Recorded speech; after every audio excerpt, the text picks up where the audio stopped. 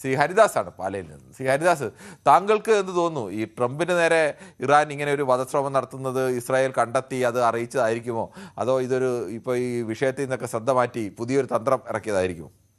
ഞാൻ ഒരിക്കലും ഇറാനെ ഒരു നിസ്സാരവൽക്കരിച്ച് കാണുന്നില്ല. കാരണം ലോക ശക്തിയായിട്ടുള്ള അമേരിക്കയോടും ലോകത്തിലെ ഏറ്റവും ബുദ്ധി കേന്ദ്രങ്ങളായിട്ടുള്ള ഇസ്രായേലിനോടും പടപൊരുതി ഇത്രയും നീണ്ട നാൾ പിടിച്ചു നിൽക്കുവാൻ സാധിച്ചു. അവരുടെ നേതാവിനെ നഷ്ടപ്പെട്ടിട്ട് പോലും സാധാരണ ക്യാപ്റ്റൻ നഷ്ടമായി കഴിഞ്ഞാൽ കളി പോകുന്നു എന്ന് പറഞ്ഞവരല്ല. ക്യാപ്റ്റനെ നഷ്ടമായിട്ട് പോലും അവർ ആ യുദ്ധത്തിൽ പിടിച്ചു നിന്നു എന്നുള്ളത് കൊണ്ട് തന്നെ ഈ ഇറാനെ നിസ്സാരവൽക്കരിച്ച് കാണുന്നത് തെറ്റാണ്. ഇറാൻ എന്ന് പറയുന്നത്, ഇറാന്റെ പിന്നിലുള്ള ശക്തികൾ വേറെ ഉണ്ട്. പക്ഷേ ഇറാൻ പിന്നിലുള്ള ശക്തികളല്ല, ഇറാൻ മുന്നിൽ നിന്ന് തന്നെ ഇസ്രായേലിനെയും അമേരിക്കയും വളരെ കൃത്യമായി വെള്ളം കുടിപ്പിച്ചു. ഇനി ഇതിന്റെ അടുത്തൊരു ഘട്ടത്തിലേക്ക് നമ്മൾ കടന്നു വരുമ്പോൾ എന്തുകൊണ്ടാണ് ഈ ഇറാനെ പിന്തുണച്ചുകൊണ്ട് നമ്മൾ കേരളത്തിൽ ഇന്ത്യയിൽ വളരെ ന്യൂനപക്ഷമുള്ള ഷിയ മുസ്ലിങ്ങൾ ന്യൂനപക്ഷം മാത്രമുള്ളപ്പോഴും ഇവിടുത്തെ സുന്നി മുസ്ലിങ്ങൾ എന്തുകൊണ്ടാണ് ഇറാനെ പിന്തുണയ്ക്കുന്നതെന്ന് എനിക്ക് മനസ്സിലാകുന്നില്ല. കാരണം ഈ ഒരു സുന്നികൾ പൊതുവെ സമാധാന പാതയിൽ നിൽക്കുകയും ലോക സമാധാനത്തിന് നേതൃത്വം നൽകുകയും ചെയ്യുന്ന, പ്രത്യേകിച്ച് സൗദി അറേബ്യ പോലെയുള്ള രാജ്യങ്ങൾ ഇസ്രയേലും ഒക്കെ ആയിട്ട് ഒരു കരാറൊക്കെ രൂപീകരിച്ച് വ്യാപാരത്തിലേക്ക് പോകുന്ന സമയത്ത് ഒരു ഷിയ ഭൂരിപക്ഷ രാജ്യമായിട്ടുള്ള ഇറാൻ സുന്നികളെ അപ്പാടെ ഇല്ലാതാക്കി കളയും. പ്രത്യേകിച്ച് മക്കയും മദീനയും ഇരിക്കുന്ന കാബയെ ആക്രമിക്കും. ഹരിദാസ്, ഞാൻ അതിനകത്തൊരു വിവരം പറയാനുണ്ട്. ഇതിപ്പോൾ ഷിയ ആണോ, ഇറാൻ ഖമനേയി അടക്കമുള്ളവർ ഷിയ വിശ്വാസികളായതുകൊണ്ടോ, അല്ലെങ്കിൽ അതിന് സുന്നി മതവിശ്വാസമുണ്ടോ, ക്രിസ്ത്യനോ മുസ്ലിമോ അല്ലെങ്കിൽ മറ്റേതെങ്കിലും മതമോ ജാതിയോ ഒക്കെ? ഇല്ല അല്ല, ശ്രീ ഹരിദാസ് ഒന്ന് കേൾക്കൂ. ഒരു രാജ്യം, ഇറാൻ എന്ന് പറയുന്ന ഒരു പരമോന്നത രാജ്യം, ഒരു സ്വതന്ത്ര രാജ്യം, ആ രാജ്യത്ത് കയറി മറ്റൊരു രാജ്യം കടന്നാക്രമണം നടത്തുമ്പോൾ ആ രാജ്യത്ത് ചിലപ്പോൾ ആഭ്യന്തരമായി ചിലപ്പോൾ കുഴപ്പങ്ങൾ കാണാം, ആ രാജ്യത്ത് വലിയ പ്രശ്നങ്ങൾ. അല്ല, ഹരിദാസ് ഒന്ന് കേൾക്കൂ. അപ്പോൾ അങ്ങനെയുള്ള കുഴപ്പങ്ങളൊക്കെ കാണാം. പക്ഷെ ആ രാജ്യത്ത് വിദേശ ശക്തികൾ കയറി ആക്രമണം നടത്തി അവർ ഹുങ്ക് കാണിക്കുമ്പോൾ സ്വാഭാവികമായും അടിയേറ്റവന്റെ നീതിയുടെ പക്ഷത്ത് നിൽക്കുക എന്നുള്ളതിന് മതമോ ജാതിയോ അല്ലെങ്കിൽ ജാതിയുടെ ഉപവിഭാഗമോ ഒന്നും നോക്കിയല്ല മനുഷ്യർ നിൽക്കുന്നത്. അവിടെ ന്യായമുണ്ട് എന്ന് ആളുകൾക്ക് തോന്നുന്നുണ്ട്, ആളുകൾ ഇറാന്റെ പക്ഷത്ത് നിൽക്കുന്നു. അതുകൊണ്ട് സുന്നികൾ നിൽക്കരുത്, അല്ലെങ്കിൽ ക്രിസ്ത്യാനികൾ നിൽക്കരുത്, ഹിന്ദുക്കൾ നിൽക്കരുത് എന്നൊന്നും പറയുന്നതിൽ യാതൊരു അർത്ഥവുമില്ല. ഹരിദാസ്, അത് താങ്കൾ നിഷ്പക്ഷമായിട്ടാണ് സംസാരിക്കുന്നത്, എന്നെ സംസാരിക്കാൻ താങ്കൾ സംസാരിക്കും. ഇതിനകത്തൊരു പ്രധാനപ്പെട്ട കാര്യം, എന്തുകൊണ്ടാണ് അമേരിക്കയ്ക്ക് അവിടെ സൈനിക താവളം ഒരുക്കുവാനുള്ള അനുമതി, പ്രത്യേകിച്ച് മക്കയും മദീനയും ഇരിക്കുന്ന പുണ്യ മദീനയൊക്കെ കളയോ, അതൊക്കെ അവിടെ ഇരുന്നോളും, അതൊന്നും അല്ലല്ലോ വിഷയം. അല്ല, മെക്ക മദീന, താങ്കൾ ഇടയ്ക്കിടയ്ക്ക് മെക്ക മദീനെ കേൾക്കൂ. താങ്കൾ ഈ മെക്ക മദീനെ സംരക്ഷിക്കാൻ വേണ്ടി ഒന്നും അല്ല അവിടെ സൈന്യത്തെ ഇറക്കുന്നത്. താങ്കൾ ഈ ചരിത്രവും രാഷ്ട്രീയവും ഒന്നും അറിയാതെ വെറുതെ ഇടയ്ക്കിടയ്ക്ക് അങ്ങനെ മെക്ക മദീന എന്നും പറയേണ്ടതില്ല. പ്രശ്നം നിങ്ങൾ ഭയപ്പെടുന്നു എന്തുകൊണ്ടാണ് അത് എന്നെ പറയാൻ അനുവദിക്കൂ. താങ്കൾ ഞാൻ അങ്ങോട്ട് ചോദിക്കുന്നതും കൂടെ കേൾക്കണം, അല്ലാതെ പറയാൻ അനുവദിക്കുന്നു ഇങ്ങനെ പറഞ്ഞോണ്ടിരുന്നാ പോരാ. എനിക്കൊരു സമയം അനുവദിക്കുക. താങ്കൾ പറഞ്ഞോളൂ.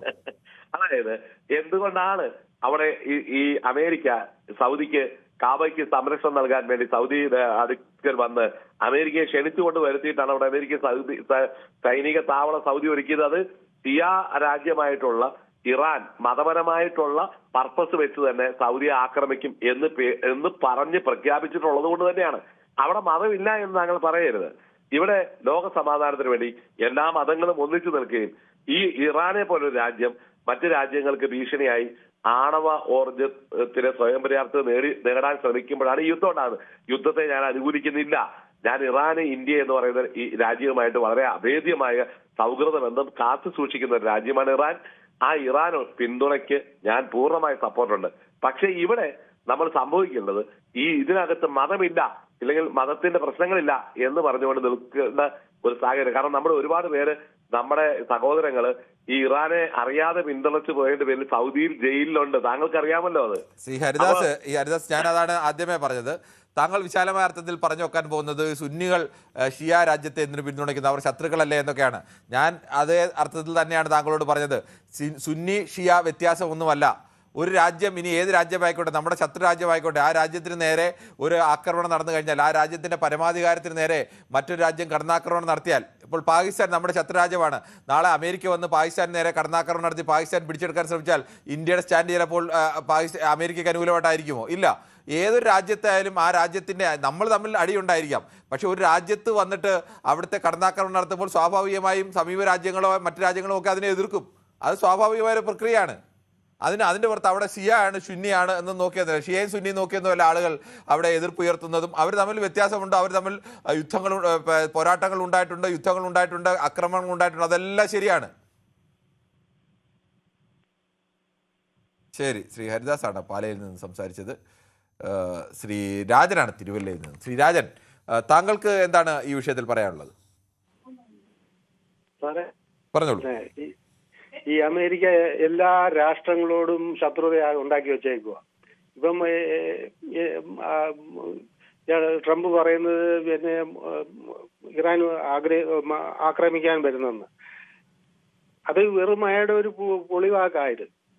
ഇത് അവിടുത്തെ കോൺഗ്രസ്സുകാരോടും ഒക്കെ ഉള്ള ഈ മതിപ്പുണ്ടാക്കാൻ വേണ്ടിയിട്ട് ചുമ്മാ പറഞ്ഞു വെക്കുന്നത്, അല്ലാതെ വേറെ പ്രത്യേകിച്ചൊന്നുമില്ല. ശരി, ശ്രീ ആനന്ദാണ് കൊല്ലത്തുനിന്ന്. ശ്രീ ആനന്ദ്, താങ്കൾ ഈ വധശ്രമ ഗൂഢാലോചന സിദ്ധാന്തം അല്ലെങ്കിൽ അങ്ങനെ ഒരു രഹസ്യവിവരം അതിനെ താങ്കൾ വിശ്വസിക്കുന്നുണ്ടോ അതോ തന്ത്രമായി കാണുന്നു? സാർ, അതൊരു ശരിക്കും പറഞ്ഞ തന്ത്രമായിട്ടാണ് കാണുന്നത്. കാരണം നമ്മൾ ട്രംപിനെ അപേക്ഷിച്ച് നോക്കുകയാണെങ്കിൽ ഓരോ സമയത്ത് നമ്മളിപ്പോ ഓരോന്ന് പറയുന്ന ഒരു രീതിയാണ്. കാര്യം ആദ്യം സമാധാനം എന്നൊക്കെ പറയും ട്രംപ് പോയി, ഇങ്ങനെ യുദ്ധം തുടങ്ങിയിട്ട് പിന്നെ സമാധാനം പോയി, സാറിനറിയാമല്ലോ. അപ്പോ നമ്മൾ അങ്ങനെ പോയതിനു ശേഷം പിന്നെ ട്രംപ് യുദ്ധം പ്രഖ്യാപിക്കുന്ന യുദ്ധമുണ്ട് എന്ന് പറഞ്ഞ് അങ്ങനെ പോയിട്ട് പിന്നെ നേരെ തിരിച്ചു വരും. ഇപ്പൊ ഇതെന്ന് പറഞ്ഞാൽ ചില മിക്കവാറും അമേരിക്കയിലെ മറ്റ് പാർട്ടി അവരെ ഇതുണ്ടല്ലോ, മറ്റ് ഇതൊരു പാർട്ടിക്കാർ അവിടെ സമാധാനം ഞാൻ കൊണ്ടുവരാൻ നോക്കിയതായിരുന്നു. അവർക്ക് ഒരു സെന്റിമെന്റ്സ് വർക്ക്ഔട്ട് ചെയ്യാൻ വേണ്ടി മാത്രമാണ് ട്രംപ് ഈ സ്റ്റാൻഡ് എടുത്തിരിക്കുന്നത്. അല്ലാതെ ഇത് ഒരു പൊളിയാവാനാണ് സാധ്യത. ഇത് നമുക്ക് വിശ്വസിക്കാൻ പറ്റില്ല സാറേ. എന്റെ അഭിപ്രായത്തിൽ ഒരു 90% വിശ്വസിക്കാൻ പറ്റില്ല. ഇത് ട്രംപ് ഒരു സ്റ്റാൻഡ് എടുത്തിരിക്കുകയാണ്. ഇപ്പോൾ ട്രംപ് ഇങ്ങനെ ചെയ്യുന്നത് കൊണ്ട് നമുക്ക് പ്രത്യേകിച്ച് പ്രശ്നം വിടുന്നതെന്ന് പറഞ്ഞാൽ നമ്മുടെ വിദേശ ഇന്ത്യക്കാര് അവരിപ്പോ നാട്ടിലോട്ട് വരാൻ നോക്കുമ്പോൾ അവർക്ക് പറ്റത്തില്ല. അപ്പൊ ഇൻസ്റ്റാഗ്രാമിലൊക്കെ ട്രോളിങ് കാണിക്കുന്നുണ്ടായിരുന്നു. ചിലര് ബാഗിൽ ആദ്യമേ ഡ്രസ്സെല്ലാം എടുത്ത് വെക്കുന്നത് യുദ്ധം തീർന്ന് ഇപ്പൊ നാട്ടിലോട്ട് വരാം, അത് കഴിഞ്ഞിട്ട് യുദ്ധം പിന്നെയും തുടങ്ങുന്നത്. അന്നേരത്തേക്ക് പിന്നെ ഡ്രസ്സ് എല്ലാം മാറ്റി പുറത്തോട്ട് വെക്കുന്നു. അപ്പൊ അങ്ങനെയൊക്കെ കളിയാക്കുന്ന ട്രോളുകൾ വരെ ഇൻസ്റ്റാഗ്രാമിലും പല പ്ലാറ്റ്ഫോമിലും വരുന്നുണ്ട്. പക്ഷേ ഇങ്ങനെയുള്ള ഈ ഒരു രീതി, ട്രംപിന്റെ ഈ ഒരു രീതി തുടർന്നു കഴിഞ്ഞാൽ നമുക്ക് സ്വന്തമായിട്ട് ഒരു വ്യക്തി എന്ന് പറയുമ്പോൾ നമുക്കൊരു സ്റ്റാൻഡ് ഉണ്ടായിരിക്കണം. തുടങ്ങാൻ എളുപ്പമാണ്, യുദ്ധം എന്ന് പറയുമ്പോൾ തുടങ്ങാൻ എളുപ്പമാണ്, പക്ഷെ അത് അവസാനിപ്പിക്കാനാണ് പാട്. ട്രംപ് ആണെങ്കിൽ ചാടിക്കേറി എല്ലാം കൂടെ തുടങ്ങി കഴിഞ്ഞിട്ട് പിന്നെ അത് അവസാനിപ്പിക്കാൻ കിടന്ന് സത്യം പറഞ്ഞാൽ ചക്രശ്വാസം വലിക്കുക. ഇതവിടെ സംഭവിച്ചുകൊണ്ടിരിക്കുന്നത്. ചെറിയൊരു പ്രശ്നം വന്നു അത് വലുതായിട്ട് പിടിപ്പിച്ച് കാണിച്ച് തുടങ്ങി പിന്നെ അവസാനിപ്പിക്കുകയാണെങ്കിൽ ഭയങ്കര പാടാണ്. അത് ട്രംപിന് അറിഞ്ഞുകൂടാ. ഇപ്പൊ അവരുടെ എല്ലാ സെന്റിമെന്റ്സ് പിടിക്കാൻ വേണ്ടി ഇപ്പൊ പുതിയൊരു നമ്പരോട്ട് ഇറങ്ങിയൊക്കെ ചെയ്യുന്നത്.